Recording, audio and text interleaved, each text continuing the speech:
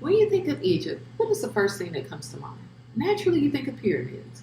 Approximately 118 pyramids of various definitions were built in Egypt, the most famous being the three pyramids in Giza.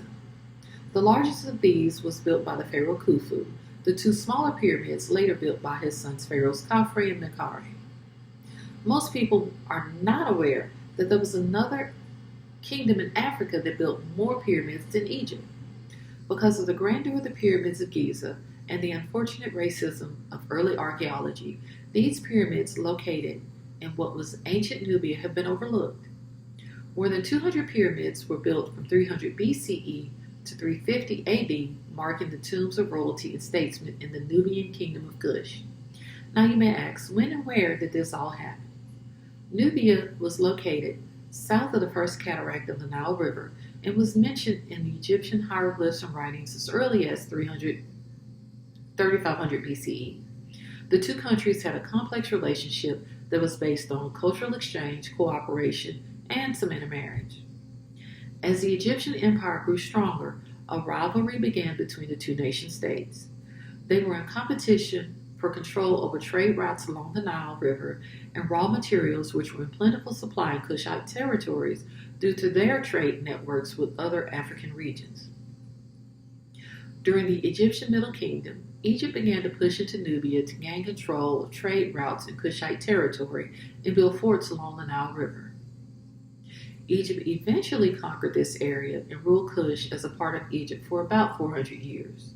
During this time, Egyptian culture strongly influenced the Kushite people.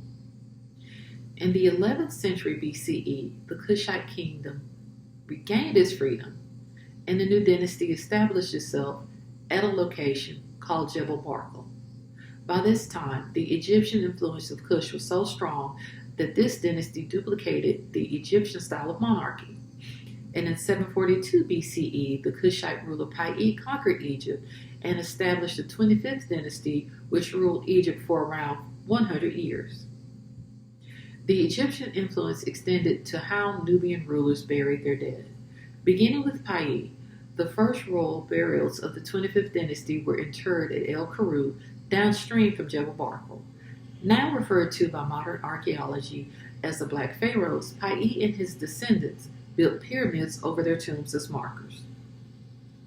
These pyramids were built in El Karu for about 300 years, until Pharaoh Taharka opted to be buried on the opposite side of the Nile River in Nuri. These burials continued for over 3 centuries before others moved their tombs to Jebel Barkal during the declining years of the dynasty. In 593 BCE, the Kushites were again defeated by the Egyptians, causing their territory to shrink, and their capital was moved to Meroe. The remaining pyramids of this era were built for another 700 years. Burials by the Nubian Kushites differed in one major way from the Egyptians. Their queens were revered in death just as much as their pharaohs. So with pyramids built for pharaohs, queens, and other members of royal society, the pyramids in Nubia greatly outnumbered those built in Egypt. Another difference is that the pyramids of Nubians are much smaller than those in Egypt, and the sides have a steeper slant. This is due to the builder's use of the shaduf, a building crane used during that era. And here is an example of how small and steep the Nubian pyramids are. There were no burial chambers inside the pyramids, as the tombs were below ground. The pyramids were made of solid cut stone, or cut stone with the center consisting of a mixture of sandstone and lime. Think of them as an ancient precursor to the modern headstone.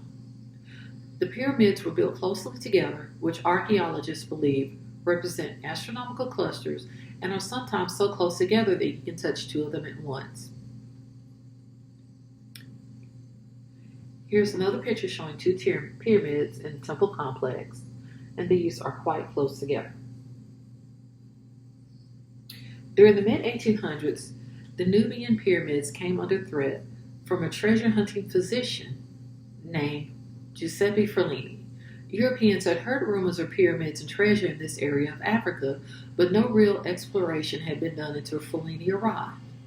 Unfortunately, His method of exploration was to use dynamite to blow the tops off of multiple pyramids in Meroe to find gold that was said to be buried with the royals. Within a year's time, he only found one very small cache of gold, but left devastating destruction behind. And you can see the top removed from this pyramid. He also gave credit to the Egyptians for the pyramid clusters because, as most people in that time period, he believed that the darker skinned Africans did not have the intellectual ability to build such tombs. While there are about 228 pyramid structures in the Sudan, it is believed that several hundred more were destroyed by weather, tomb raiders looking for gold, or dismantled by later generations for building supplies. And Dr. E. A. Wallace Budge's orientation of the pyramids and temples of Sudan, he wrote, "The pyramid fields of the Sudan may be enumerated as follows: 1. Karun, 2. Zilma, 3. Tenkasi, 4. Jebel Barkal, 5. Nuri or Nawari, 6. Meroe or the Meroe of the Greeks." The pyramids which stood upon these sites, of which any remains at all exist, are in number about 200, and it is quite certain that those which have been destroyed may be reckoned at another 200 at least. Currently, archaeologists are now focused on preventing the remaining pyramids from being reclaimed by the Nubian Desert and the Nile River. Frequent haboobs or sandstorms threaten to cover the pyramids and other elements of the mini world necropolis. In other areas close to the Nile River, groundwater has started to seep into the underground tombs, threatening mummies and artifacts. Archaeologists hope that when properly conserved and protected, their studies will increase the world's knowledge of this understudied area of Africa.